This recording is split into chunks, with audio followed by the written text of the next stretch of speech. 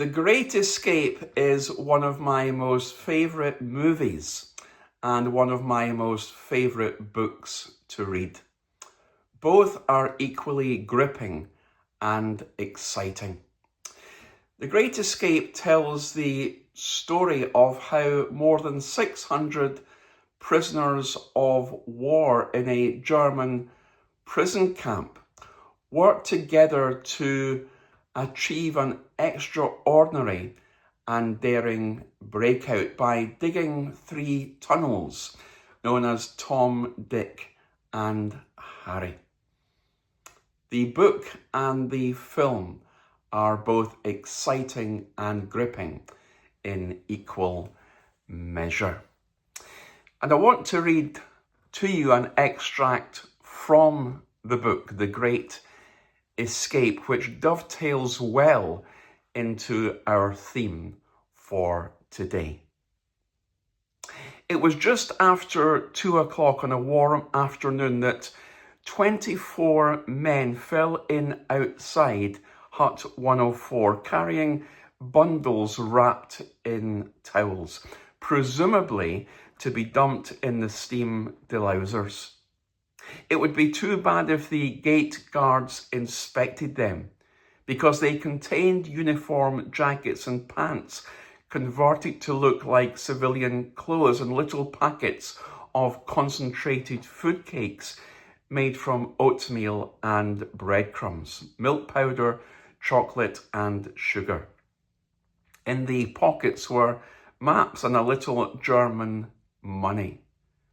2 Unterofficers, holsters at their waists, formed them into 3 ranks, and they straggled off toward the gate, laughing and joking with the faint heartiness people show as they climb into the dentist's chair. The atmosphere was a little electric. Roger and the envious Floody felt it 100 yards away, where they sat by a corner of a hut, unobtrusively watching. The party stopped at the first gate, and one of the Unterofficers showed his pass. The guard hardly even looked at it. And then the big barbed wire gates were swinging open. They marched to the next gate. The guard looked casually at the pass. And in a few moments, they were walking out into the road that curved into the pine wood. It was practically an anti-climax. 300 yards down the road, without a German in sight, they turned sharply and vanished into the trees, then broke into a run for half a mile. Deep into the woods, they changed into their travelling clothes and split up into 1s, 2s, and 3s. The account of when the big barbed wire gates in the story of the Great Escape just swung open, and the prisoners of war, or at least some of them, at least temporarily, got out of the prison camp free. Well, that's what happened to Peter. Peter's miraculous escape from prison.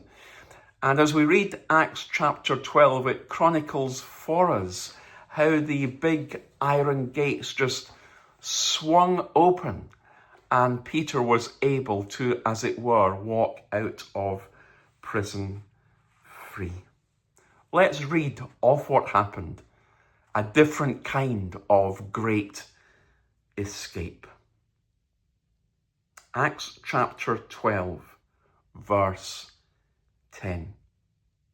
They passed the first and second guards and came to the iron gate leading to the city. Listen to this. It opened for them by itself. Oh, it opened for them by itself, and they went through it.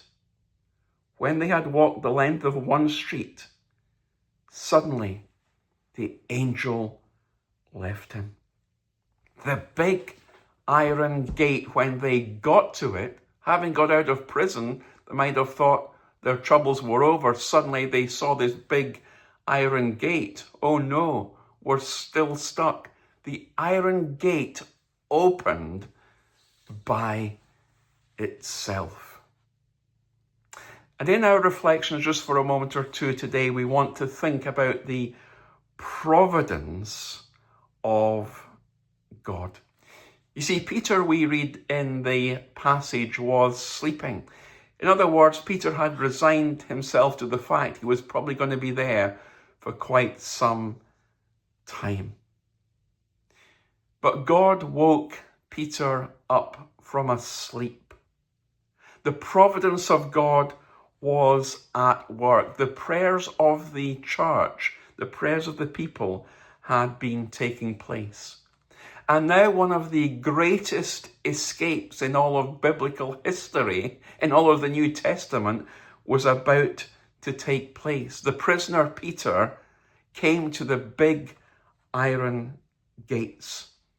And it was a case literally of open sesame. The iron gate opened by itself. Peter, very human, very practical man, no doubt, was probably thinking, how on earth am I going to get beyond these big, huge iron gates? I'm out of prison, but I'm certainly not out, literally, of the woods yet. And you know, we can be like Peter.